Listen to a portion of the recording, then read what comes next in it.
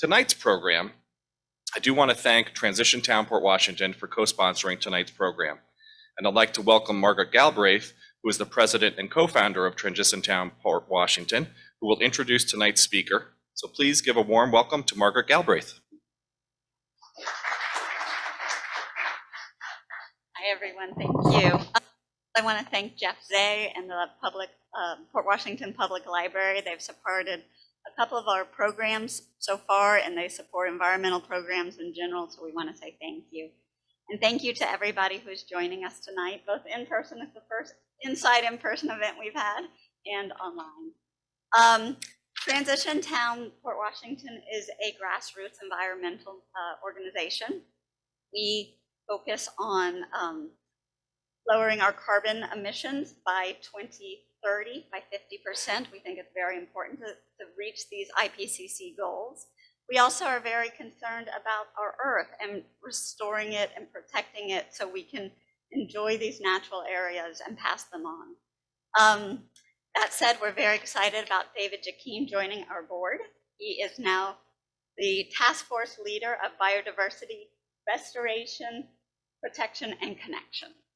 So David Jakim is the perfect person to give this presentation on the Hempstead Harbor Woods, as he has been working on it for over 10 years, or has been researching the woods for over 10 years.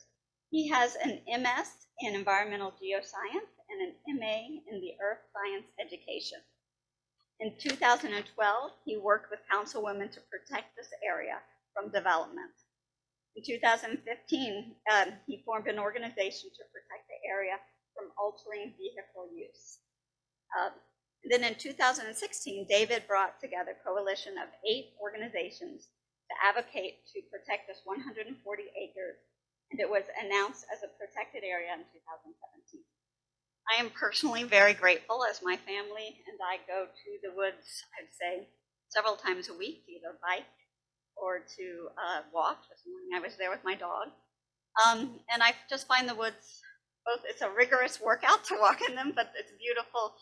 And for me, it provides hope because it shows what we can do if we let nature reroute, because it was sand pits before, and we protect the nature. So with that, I present David Jakim. Thank you.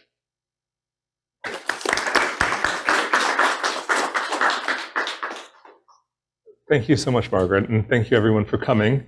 Those of you here and online, I look forward to sharing with you my travels, exploration, and journey over the course of the years with P.W. Green back in 2012 and 2013, Coalition to Protect and Preserve the Hempstead Harbor Nature Sanctuary, as Margaret mentioned.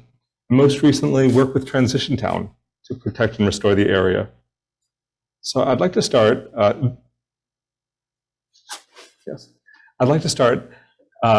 How many of you recognize this area here? Show of hands. Oh, good. How many of you have been to my previous presentations?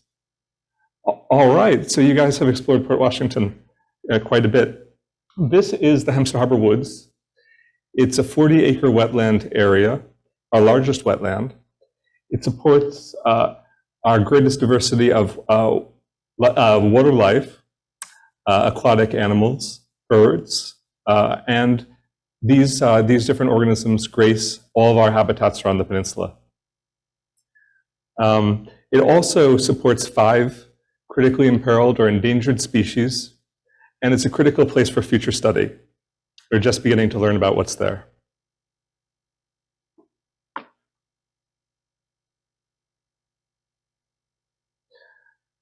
To give you a sense of the region and the space that we are protecting, so we're focusing on what is just part of Port Washington's largest open space. And that's represented in the green area here, the Hempstead Harbor Nature Sanctuary. I'll point out the features. So the habitat area is located along West Shore Road. There's an entrance to it just adjacent to the aerodrome on West Shore Road. And West Shore Road then turns into Beacon Hill over on the north side of the complex. Adjacent to the Hempstead Harbor Nature Sanctuary, we also have an aerodrome with adjacent forests, and the forest extend all the way along Beacon Hill, where my cursor is presented. And these habitats extend as meadows and forests across Beacon Hill and to the community of Salem. Over at the very edge of Salem is the town of North Hempstead landfill. This is a 20-acre place. It's our largest wetland habitat, and it supports a great deal of butterflies, birds, and other wildlife. Right now, it's a Superfund site, so there's limited opportunity for the establishment of habitat there right now.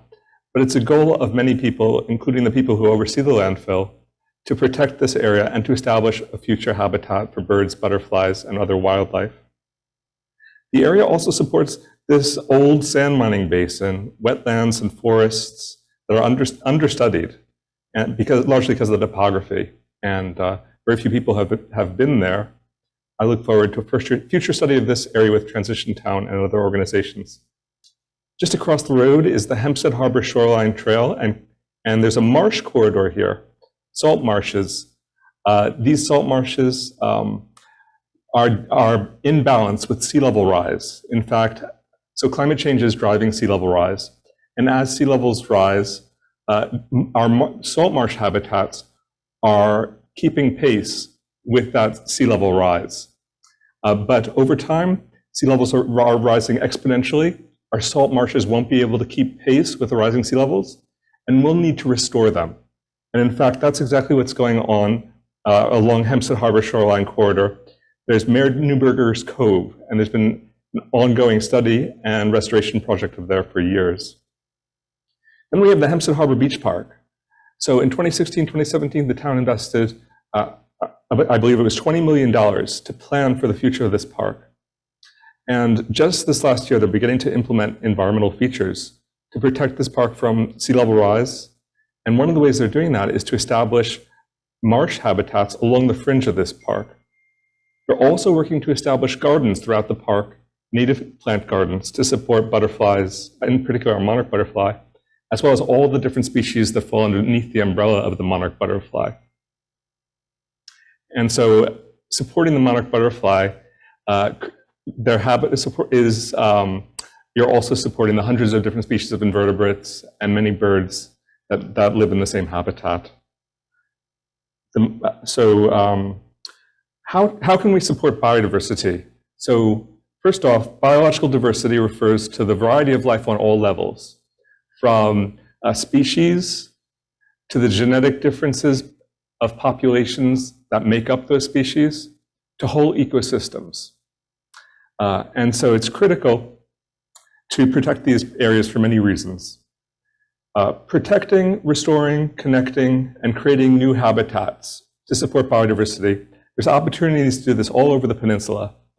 One of the greatest opportunities is to do it on vacant lands, lawns, in particular town-owned lands, where small action can take place to make a huge difference for wildlife, especially those winged creatures that grace the whole peninsula. For example, the monarch butterfly. This area here in particular, represented in orange, the small orange area, I named it the Hempstead Harbor Meadow. I'm sorry, the Amsterdam Meadow. It's adjacent to the Amsterdam Living Complex. And it's both a meadow of wetland habitat and dry habitat, 4 acres in extent. I worked with Supervisor Bosworth in 2019 to collaborate to plan for this meadow. And it's in the planning stages of going through. So here's a snapshot of Port Washington's biodiversity. Habitat maps are one way of looking at biodiversity. So first off, the map presented here that I'm circling represents Port Washington's development and open space. In gray is our developed areas, buildings, structures, lawns, high schools. In light green is golf course. So 80% of our peninsula is developed. The remaining 20% is golf course. And of that 20%, half of that is wild. The area of interest this evening that I want to focus on with you, because based upon my studies, it is our most important habitat area, is again the Hempstead Harbor Woods, here highlighted in red. As I mentioned, another way of looking at biodiversity is looking at habitats. So this was my master's project, mapping Port Washington's habitats. And you can see again in light blue that represents development, but all of the other colors on this map represent different types of wild habitats.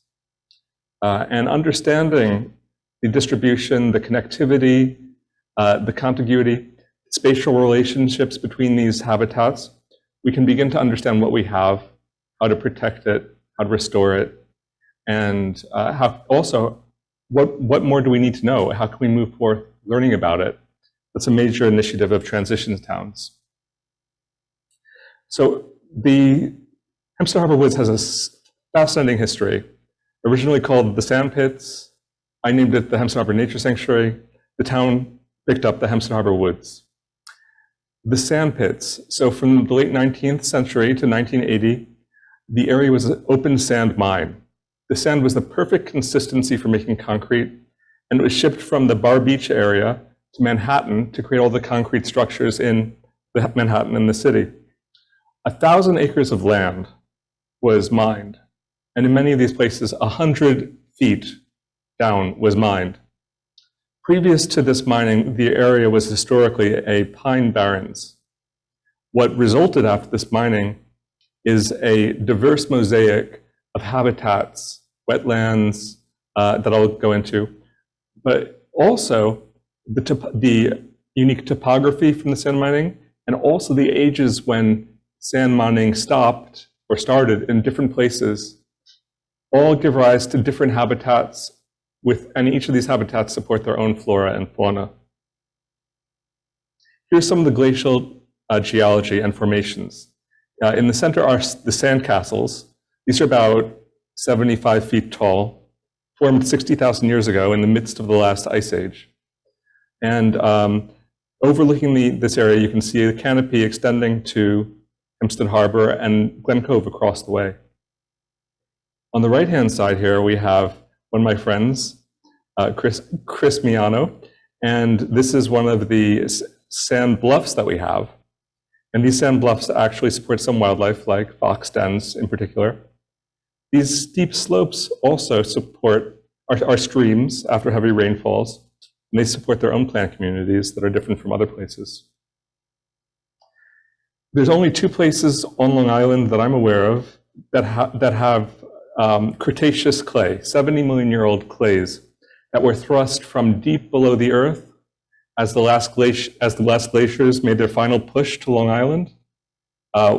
And these Cretaceous clays, which are 100 feet below our feet right now, or in our region at least, support these iron concretions, these stones that actually have fossils in them, in particular magnolia leaves. These fossils are actually a sustainable resource for people who want to go hunting, because over the years, every time it rains, new rocks fall out of the clay cliffs. The other place that has the same clay formation is Garvey's Point. There are glacial erratics, gigantic boulders that were deposited across the sand mining area, and the sand miners moved them to concentrate them in certain places, like Serendipity Pond. So again, here's a map of the Hempstead Harbor Nature Sanctuary. The wetland area is represented, it's circled by this blue line right here, and it's a mosaic of open water. So this is Serendipity Pond, freshwater marsh, more open water, a small pond, hardwood swamps, which are a rare habitat on Long Island, little tiny pools of water that are important for all sorts of creatures throughout the year, and one of Port Washington's largest forests, comparable to the forest at Sands Point Preserve. There are 5 critically imperiled species discovered in the area by specialists on 2 different trips. The area is really fertile ground for studying species that occurred nowhere else in New York State. Here's again taking a look at the first slide, but putting it into a little more context. We have Serendipity Pond, named after, because it was created by a mistake. A small drainage outflow into the Hempstead Harbor was blocked, and the 40 acres was flooded. We have these flooded swamps. There's an hour of navigable waters back here. And we have my favorite area, Port Washington. It's a wet meadow.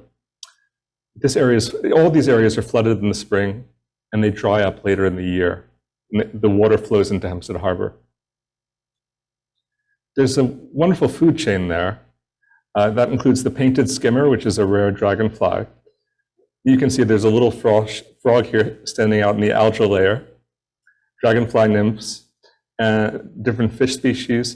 And here's my favorite, a great blue heron confronting a snapping turtle.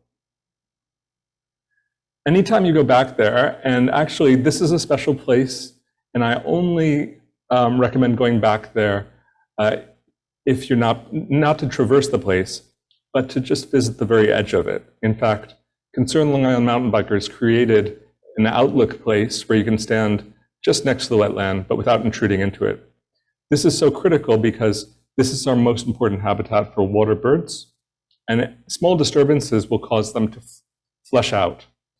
But in terms of research and study, on any particular day, you'll see 4 great blue herons, osprey, often hanging out in the same trees. Here's another shot of a great blue heron. These are fishing birds. There's one tree where black-crowned night herons roost, and often years ago there were 11 of them that always occupied the same tree. And then we have great egrets, snowy egrets, cormorant. All these are very common there. We have breeding birds, most significantly the wood duck every year with their little chicks swimming behind them, and some other species. Right now, in celebration of spring, we have the red-winged blackbird, which graces all of our freshwater marshes for the most part, and it has the melodious trill. You can distinguish it by the black color with these red and orange wings. And then the mute swan, the beautiful bird, but many bird watchers complain about it because it is an invasive species, a species that displaces other birds that live in the same habitat. The area also supports the greatest diversity of forests on the peninsula and perhaps in Nassau County. These are all different types of forests: pin oak, red maples, forests with 20 different trees. There's some places you can actually just do a circle and you can count 20 different species of trees around you. There's red maple forests. Red maples are what give New York our fall colors. Some of them you find in interesting places, like growing out of cars. Oops. And this white pine stand was unfortunately clear-cut in 2019, and I'll go into that. There are specimen trees. This includes silver maples. This is quite a large tree for the area. Old apple trees with all of these trunks growing. Again, a red maple. Yes, this is quite an old car. And there's been, thanks to Concerned Long Island mountain bikers, they've cleaned up a huge portion of this area. But certain parts of it are just too gargantuan to remove.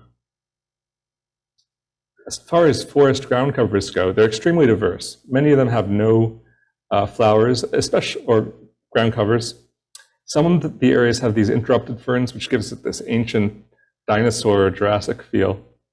There's beautiful world loosestrife, butterfly weed that supports monarch butterflies, fall asters, which need to be further studied. There could be rare species of great concern. There are, in the hardwood swamps, here I'm standing next to a red maple tree, you get diverse fungi. These need to be further studied.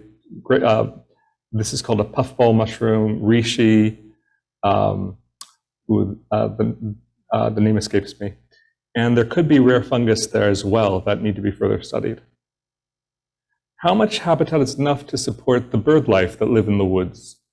Well, there are a number of bird species that require large areas of intact forest to sustain them. Disturbance is a major problem. Pedestrians, bicycles,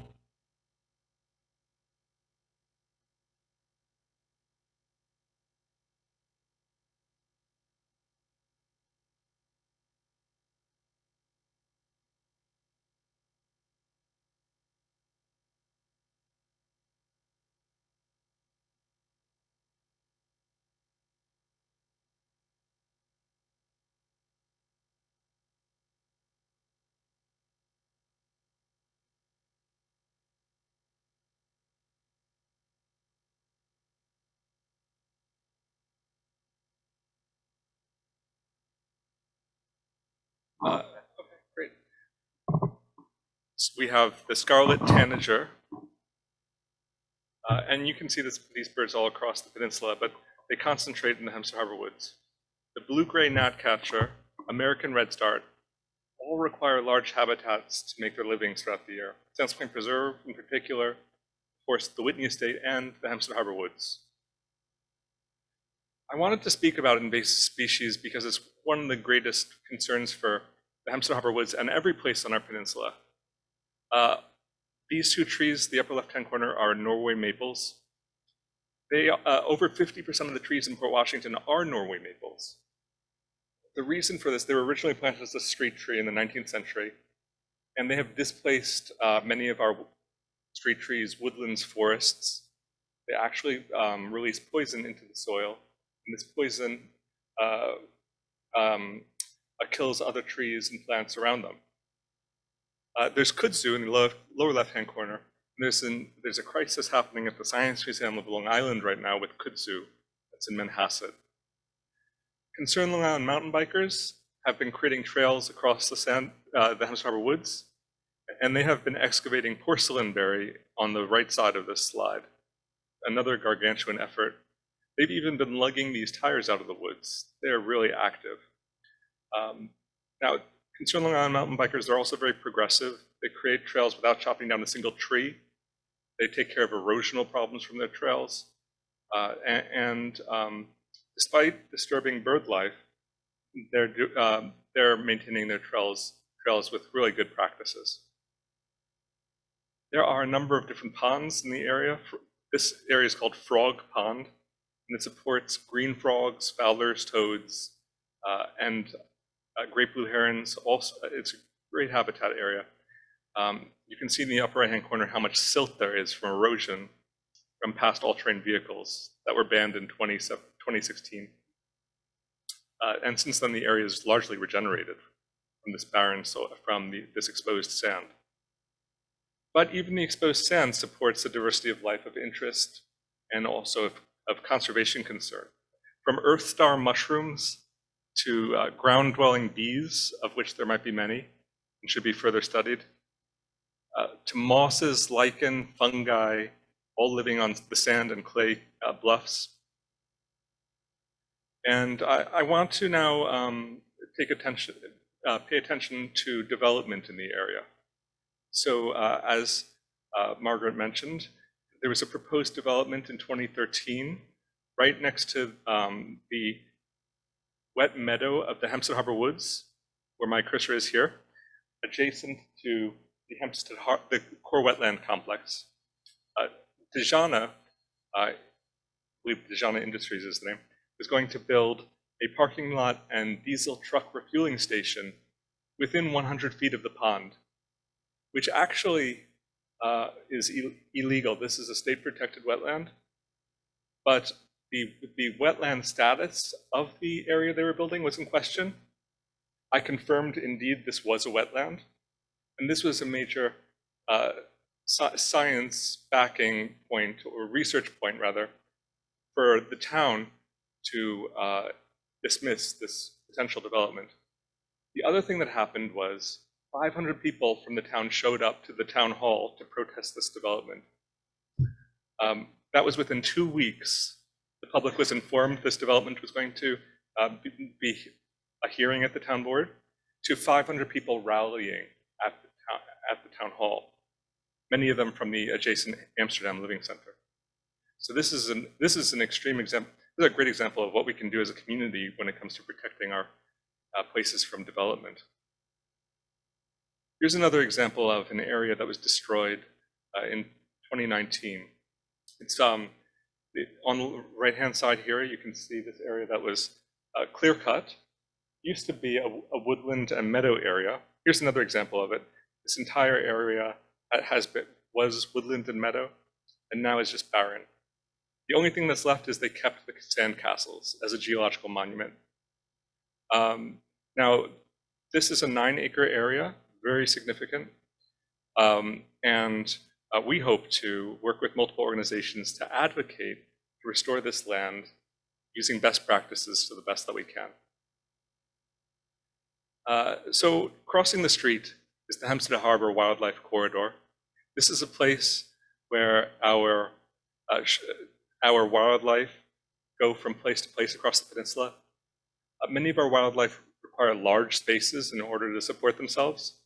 So they actually travel alongside the Hempstead Harbor coast to get from the Hempstead Harbor Woods to Sands Point Preserve to East Creek to other large areas around the peninsula. They rely on, so for instance, we have a breeding deer population since 2013. We've got multiple fox dens across the peninsula that are breeding. There's this silver fox, which are very rare on Long Island, but they could occur in Port Washington. And we have coyotes, which are just returning to the area. This photograph is thanks to Mike Vitti from Concerned Long Island Mountain Bikers, setting up a nighttime camera. Okay, so I want to, before I move on, so this is 140 West Shore Road. It's the site of a potential future development, which is still in the planning process. And this is an area, again, it's a wildlife corridor. And if developed, the wildlife may actually need to cross the street in order to travel across the peninsula, which causes harm and risk to them as well as to our traffic too. And this needs to be further studied. Okay, so I've covered a lot of the values of biodiversity. One of the most critical things is it enhances the resilience of ecosystems. The world is changing so rapidly, as is Port Washington. And biodiversity, it helps to mitigate the shocks and from development, invasive species, pollution, and so on. It actually mitigates the spread of insect pests and diseases, for instance, West Nile virus, Lyme disease. I can speak more about that later. It takes carbon out of the atmosphere, which mitigates climate change. It collects stormwater, and that stormwater recharges our groundwater sources. Cleaner air and water, especially in our salt marshes. These habitats are some of our most critical habitats along the Hempstead Harbor shoreline corridor. Of course, then there's bee species. There's dozens of different bee species in our area. We have not identified most of them, and they cross-pollinate many of our plants. Around the world, food, medicine, and other products are critical in terms of biodiversity and the value of it. And then there's our quality of life and mental health.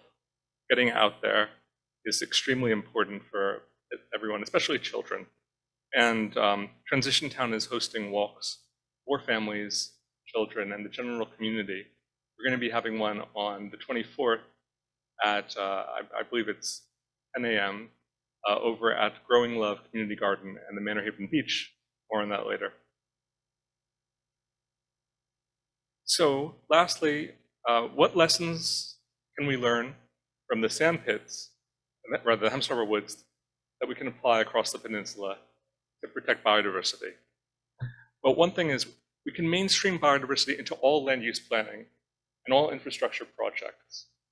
To plan ahead before clearing, for example, the 9-acre area in the Hempstead Harbor Woods, to involve the community in that process before these things come to pass. Whereas really as a community, we need a lot of time to research these potential developments, to get together as a community and work with the town, decide whether or not these different threats to biodiversity should in fact take place as part of our mundane operations of the town, that the town works on every day. So we need to conduct a biodiversity assessment of the whole peninsula. And there are scientists that do that.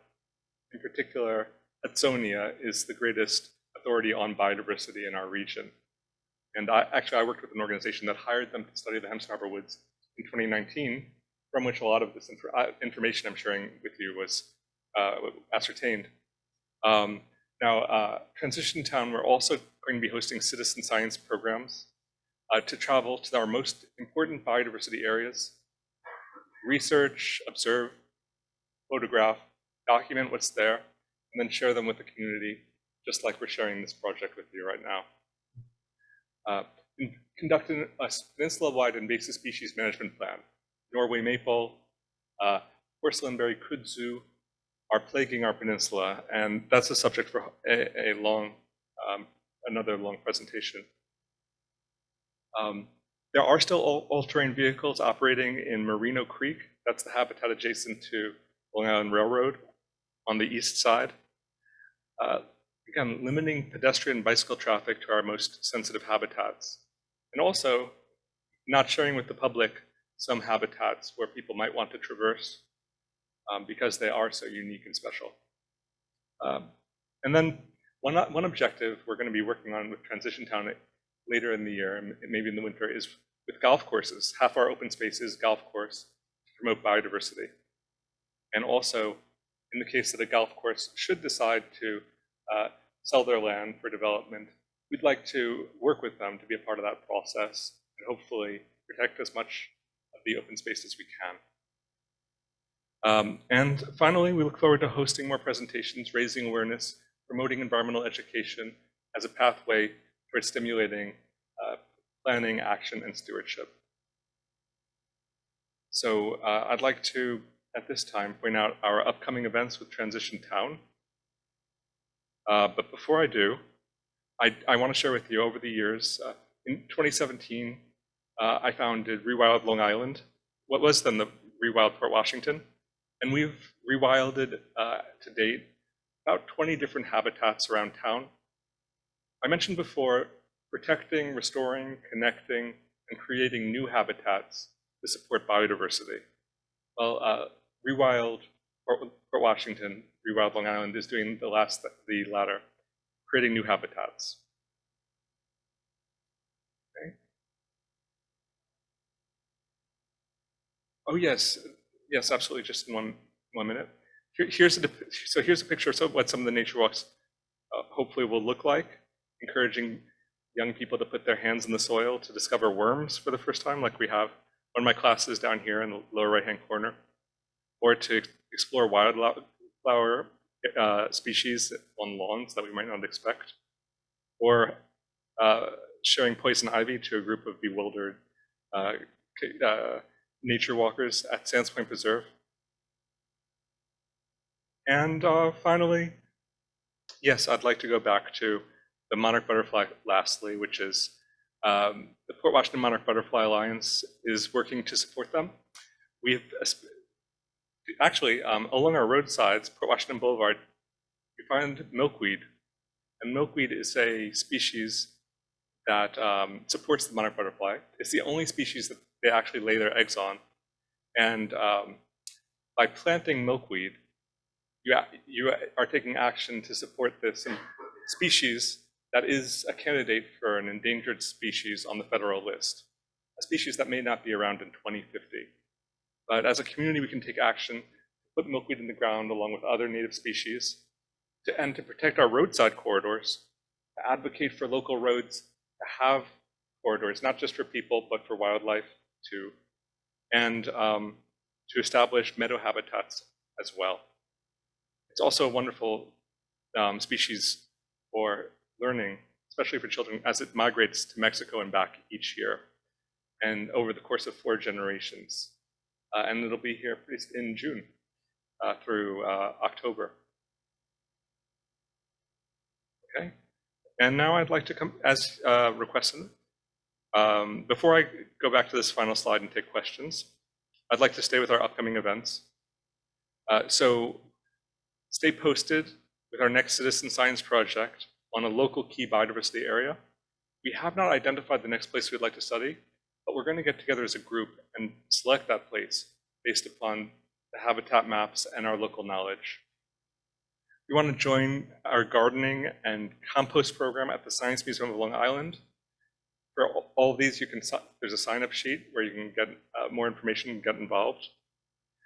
We have our first guided nature walk, as I mentioned, in both English and Spanish, along Manor Haven Preserve and the Growing Love Community Garden. That's April 24th, 11 a.m. This information is posted on Transition Town website.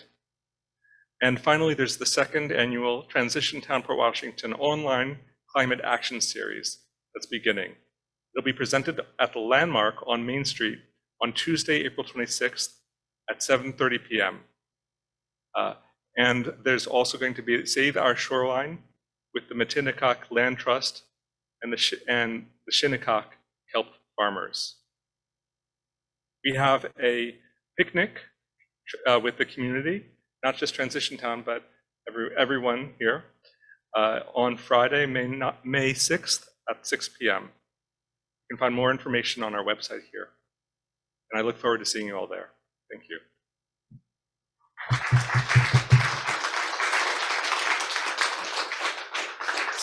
So thank you so much, David.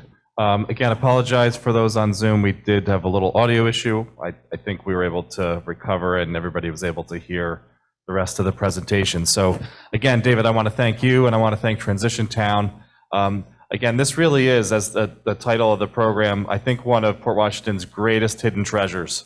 If you have not been there already, I certainly encourage you to go check it out. Tread carefully, of course, but I think you're now armed with much more information about what you may find there. So we do have some questions here in the chat I'll get to, and then if folks here in the audience have a question, just raise your hand and I'll come right around with the mic. Yes. Okay. So the first question here, have you been able to learn if there are vernal pools in Hempstead Harbor Nature Sanctuary? Yeah, I'm so glad you asked, because it's my favorite, one of my favorite things. So the first sort of rainy 42-degree day in March is, let's see here, I need to visit my habitat map of the area.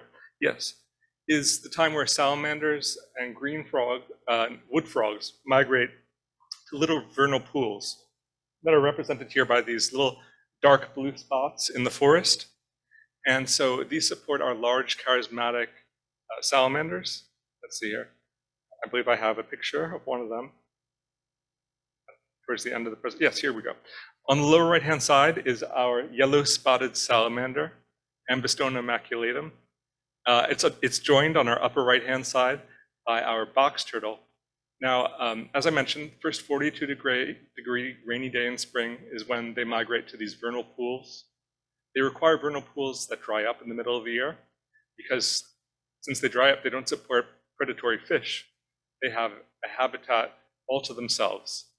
And there are habitats that support these species in Port Washington, but and there probably were before 80% of the region around the woods was developed. But at this time, I think that I've been surveying for quite some time. The habitat area, the forest, is not large enough to support them, or they just have not been able to find these pools. And also, I'll mention the box turtle and other species also use these pools for sources of water, places to hang out. We have, just a little aside, we also have a bachelor box turtle. This is a species that's been walking around the Hempstead Harbor Woods. It actually grows to be 140 years old. It's unclear how old this guy is. There's reason to believe it's the only box turtle on our peninsula. So Transition Town, we're hosting a box turtle bachelor fundraiser to reintroduce more of these female box turtles into the woods. And we're working with the Department of Environmental Conservation to do so. They're bewildered, but they're understanding where we're coming from. It's a whole new initiative, like planting across our roadsides, things forward thinking. Okay, another question here in the chat. How does the aerodrome fit into the picture? Yes, so the aerodrome is another Superfund site. Here we go. And the aerodrome is a mix of lawn habitat with interspersed wildflowers that you find on lawns that are not maintained very well. And surrounding the area is a forest, and there's also one vernal pool there as well. So it's significant, and actually I'm really glad you asked that question, because in terms of what can we do to support biodiversity on the peninsula, the aerodrome area just adjacent to it is where the 9-acre development happened, where it took place, I'm sorry, the 9-acre clearing took place and it's adjacent to the aerodrome, and it's an opportunity for us to work together to restore.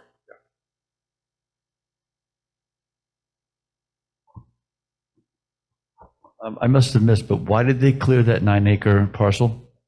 Yes. So I didn't mention that. The reason they cleared the 9-acre parcel is threefold. One, to my understanding, so the primary reason is because people's along Beacon Hill, their lawns were beginning to erode. The bluffs that I showed you earlier were actually the erosion is slowly eating away at their backyard lawns. I think that might be just 1 or 2 backyards. Another reason is some of the erosion was flowing onto the local golf course. And then another reason was they're concerned that the erosion might impact, and I say they, I mean the town of Hempstead, might impact pedestrians and bicyclists, which according to Concerned Mountain Bikers President Michael Vitti, that does not hold any water.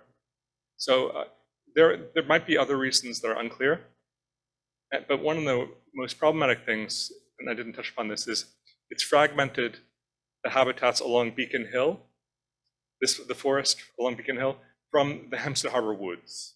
So it's cut off those connections, and it's cut off the species that need to make those connections in order to survive and make their living. Yes. Oh. Wouldn't cutting the trees make the erosion worse? Mm-hmm. Great. Yeah, so what they did was they stabilized.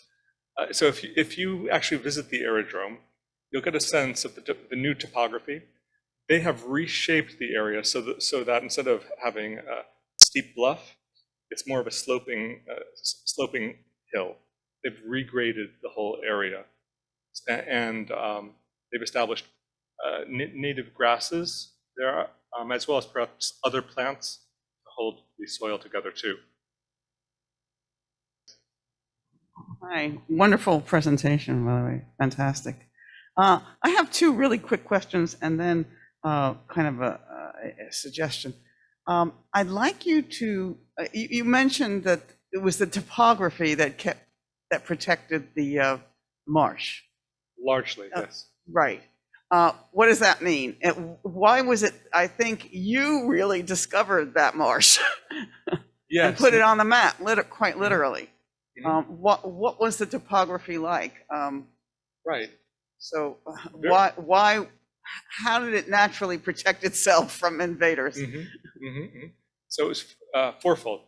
Extremely steep slopes, grade maybe 45 degrees or higher in certain places. Dense thicket, so I would go through 3 pairs of clothing a month to wade through the multiflora rose thorns. Poison ivy everywhere, which by the way is a great native plant, the berries of which support birds, turtles, and other plants. It's villainized, but and then flooding, extensive flooding and muck everywhere. So that's some of the major reasons. And the other reason is nobody knows it's there except for very few people. And when I was doing my studies, I knew there was at least one other person there because they would hang up every hat that I lost on the same tree. That's where they went. And if I can follow that up, one other question and then just a suggestion. You mentioned the 2019 massive effort to get the ATVs out of, the area where they built the aerodrome, and they would just go in and break the fences that had been built to keep them out. Can you tell us a little bit about, that whole process, what it actually took to get action? And then before you answer that question, I just want to mention that I saw in the Times the other day that Wisconsin is having a month-long, rewild your lawn, and everybody's supposed to observe that. It's just Organizations, the Science Museum of Long Island, Rewild, ourselves, PW Green. We're encouraging people not to mow the month of May because it really gives an opportunities for bees and pollinators to breed, and it will help with their population. So it's a effort we're going to be making in the next month, and we hope you join us. Thank you. Great. So David, did you want to follow up on the ATV story? Yes, the ATV story. So I don't know when it began, but when I began studying the area in 2012, the area had been crisscrossed by miles of ATV trails. And the ATV trails, actually, let me go to Frog Pond. Here's some examples of areas they denuded. And they also, the erosion around the trails, as I mentioned before, caused siltation of ponds. What I did with a few other activists, notably Dawn Serenies, Betsy Budney, and Leah Budney, formed a committee to protect and preserve the Hempstead Harbor Woods. One of our major points was to stop all-terrain vehicles from further damaging these habitats. And over the years, they've been actually encroaching deeper and deeper into the most significant habitats. To be able to stop them at that time protected some of the interior wetlands. Of course, it's illegal to ATV back there, but the law was not enforced until we made a strong advocacy effort. Such a strong advocacy effort needs also to be made by Merino Creek, so named, adjacent to the Long Island Railroad.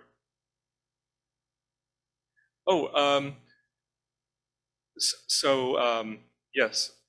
First, there are a couple of actions.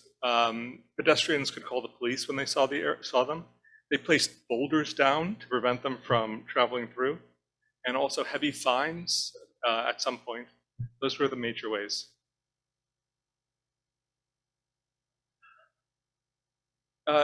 Yeah, I don't know if anybody got fined, but that's a good question. And it also leads to the question about other places where people use all-terrain vehicles. So we have a two-part question here in the chat. Number one, what is your favorite thing that you've discovered in studying Port Washington ecology? Oh, wow. Okay. The beavers, probably, actually, yes. So in 2013, I spotted a beaver chew and beavers in the Hempstead Harbor wetland complex. And they are transient. I don't think that they I haven't seen them since then, but they are returning to Long Island, to New York, just like our coyotes, our deer, our fox. The populations in our region are just going up and up.